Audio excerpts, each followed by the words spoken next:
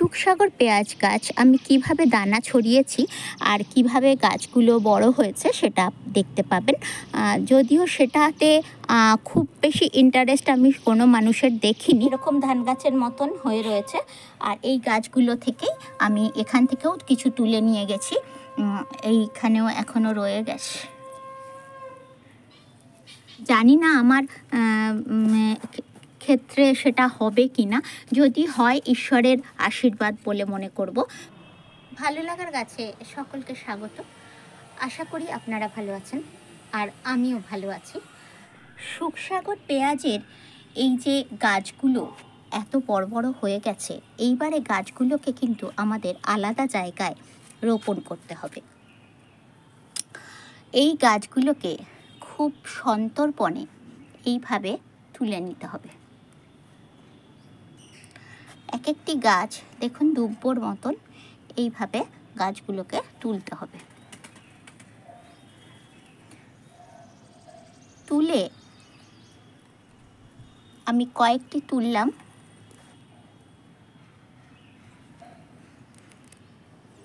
খুব আস্তে করে যাতে শিকড়ে ঘা না লাগে সেইভাবে তুলতে হবে। দেখুন 4টে গাছ আমি এখানে তুললাম। আর আগে আমি তুলে আজকেই আমি তুলে লাগিয়েছি, সেখানে আমি লাগাবো। আর এই টবেতেও আমি আবার লাগাবো, কিন্তু এগুলোকে আবার তুলে সুন্দর করে সাজিয়ে সাইজ করে লাগাতে হবে। এইভাবে লাগাতে পারলে তবেই এই গাছ থেকে আমরা পেঁয়াজ পাবো। না হলে কি আপনাদের ভিডিওটা ভালো লেগে থাকে অবশ্যই একটা লাইক করবেন, কমেন্ট করবেন। আর যদি আমার চ্যানেলে আপনারা প্রবেশ করেন তাহলে কিন্তু এই সুখসাগর পেঁয়াজ গাছ আমি কিভাবে দানা ছড়িয়েছি আর কিভাবে গাছগুলো বড় হয়েছে সেটা দেখতে পাবেন। যদিও সেটাতে খুব বেশি ইন্টারেস্ট আমি কোনো মানুষের দেখিনি, তো যদি ফল পাই তখন আশা করি মানুষের ইন্টারেস্টটা হবে। তো যাই হোক, আপনারা দেখতে থাকুন আর আমি আপডেট দিতে থাকি। এরকম হাতের টিপ দিয়ে গাছগুলোকে এবারে লাগিয়ে দেবো। যত ঘন করে লাগানো যায় ততটাই ভালো। খুব বেশি ফাঁক করে লাগানোর কোনো প্রয়োজন নেই। এই গাছগুলো এভাবেই লাগাতে হয়, যেমন ধান গাছ লাগানো হয় আমাদের সেরকম। এরম হাতে টিপ দিলাম, এবারে গাছটা বসিয়ে দিয়ে এটাকে শিকড়টাকে ঢেকে দিলাম মাটি দিয়ে। এইভাবে যেখানে যেখানে ফাঁক আছে সেখানে সেখানে এই একটু আগেই আমি গাছগুলোকে বসিয়েছি। দেখুন পুরো প্যারাপিটটায় যেখানে আমার মেথি শাক আর টমেটো গাছ হয়েছিল সেগুলোকে সব তুলে নিলাম, মেথি শাকগুলো তুলে নিলাম। আর টমেটো গাছগুলো মরে গেছিলো, তো সেগুলোকেও ফেলে দিলাম। কিছু টমেটো ছিল আর সেগুলো তুলে নিয়েছি।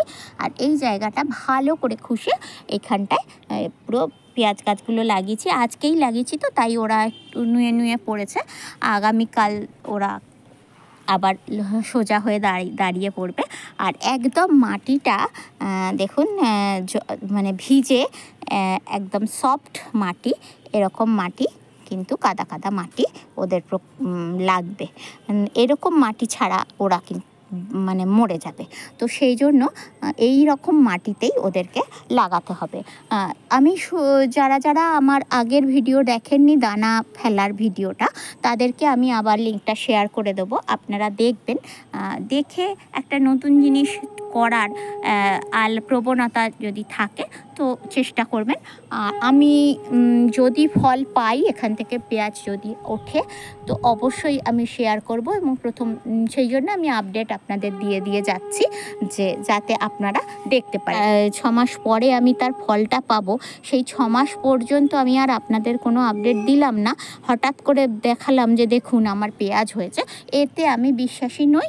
তাই জন্য আমি প্রত্যেকটা গাছেরই আপডেট দিতে থাকি। সেই জন্য হয়তো আপনাদের ভালো নাও লাগতে পারে, কারণ এগুলো ফালতু জিনিস দেখে কি করব। তো আমার ভালো লাগাটা আমার কাছে, আপনার ভালো লাগা আপনার কাছে। ধান গাছের মতন হয়ে রয়েছে। আর এই গাছগুলো থেকেই আমি এখান থেকেও কিছু তুলে নিয়ে গেছি। এইখানেও এখনও রয়ে গেছে, এখনো রয়ে গেছে। এখান থেকেও কিছু তুলে নিয়ে গেছি। এই গাছগুলো আবার সুন্দর করে আমি পুঁতে দেবো। আর কিভাবে পুঁতবো দেখুন, আমি এখানেই দেখিয়ে দিচ্ছি। এই টবটাতেও আমি কিন্তু পেঁয়াজ দেব। এইখানে আমি এবারে এই চারাগুলোকেই আবার তুলে সুন্দর করে লাগাবো। তার কারণ দানা যখন ছড়িয়েছি তখন এলোমেলোভাবে গাছগুলো উঠেছে এবং সেটাই স্বাভাবিক। আর এই পেঁয়াজ গাছ ধান গাছের মতন আগে কিন্তু দানা ছড়িয়ে গাছটাকে বের করে নিতে হয়। তা একটু বড় হয়, 1 আঙ্গুল সমান হয়ে যায়, তখন গাছটাকে আবার নতুন করে বসাতে হয় এই শুকসাগর পেঁয়াজ গাছটা।